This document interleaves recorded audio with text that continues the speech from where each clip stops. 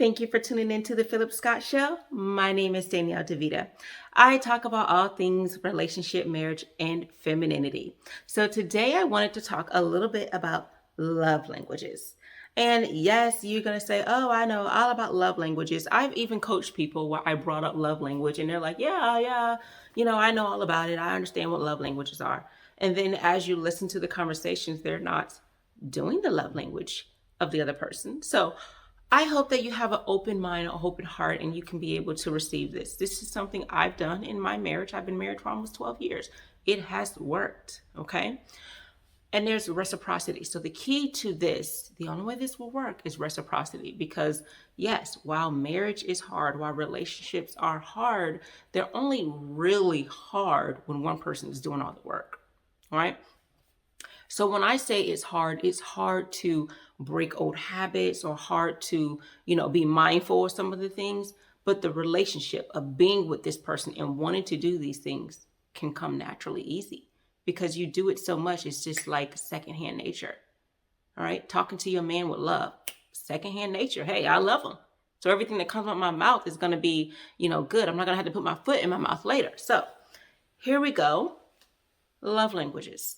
There are typically 5 love languages, and you can go online to see what the love languages, do the love language test and see what your love languages are. Typically, people have 2. Well, it'll rate what your love language is, all 5 of them, and which ones are most important. Usually, people have 2 top level love languages, and then like a third, and then the other ones aren't really their love language. So love language is something like affirmations, words of affirmation. So there's some people, for them to feel love, for you to feel their love tank as you speak to them, or you are speaking through giving them words of affirmation, encouragement.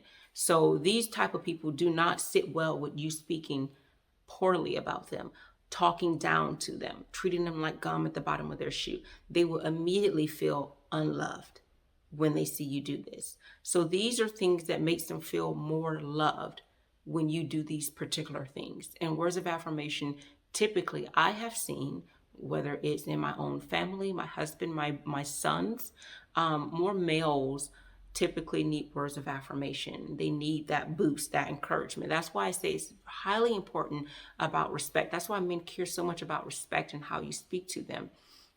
That's why these things matter to them, because words of affirmation is something that they like.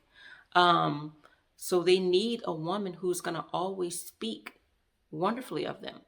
A great example for this love language, and then I'll move on. This particular love language could be, so if my husband is frustrated and he's trying to do something, and he feels like he can't do it, I would say, well, if anyone can do it, it's going to be you. I know you'll find a way. So that makes them feel good. Like, oh, she got that confidence in me. So let me go on and look online or get it together or hire someone, whatever I need to do. But I'm going to get it done because my baby believes in me. And that's how it needs to be. Another one is acts of service. A lot of times this is women. It can be men as well. This is actually mine. Acts of service is something when you do for someone, not necessarily gifts or anything, but actually doing for them. When I've had a long day at work and doing the businesses and taking care of the children, I love it when he can wash the dishes because I didn't get to it, or when he can cook because I didn't get a chance to get in the kitchen and get started yet. That shows how much he cares and he values me because he knows that would, help me out a lot. So that's one of them. Another one would be gifts. Some people feel more loved when you give them things, when you give them gifts. Some is physical touch. I know my son is also physical touch. So hugs and kisses. Me touching him in a way that's loving shows that he feels more love. Children, just getting scolded because words of affirmation is something big for them, or when their parent is disappointed in them, it rips them apart. So that's why it's important to follow up with, letting them know, hey, but I still love you. So these sometimes things people need to hear these things. So if that's their love language, follow it up with those love languages. So giving someone gifts who wants physical touch, or giving someone acts of service who only wants words of affirmation, will not work. So you need to know the person's love language so you can feel their love tank by your actions doing what their love language says that makes them feel more loved. Okay, so again, there's physical touch, there's acts of service, there's gifts, there's I think, okay, so words of affirmation, acts of service, gifts, physical touch, and then there's another one which I can't think of right now. But I believe there are 5. So it's so important that you make sure you're filling that person's love tank. So this is all I have for you.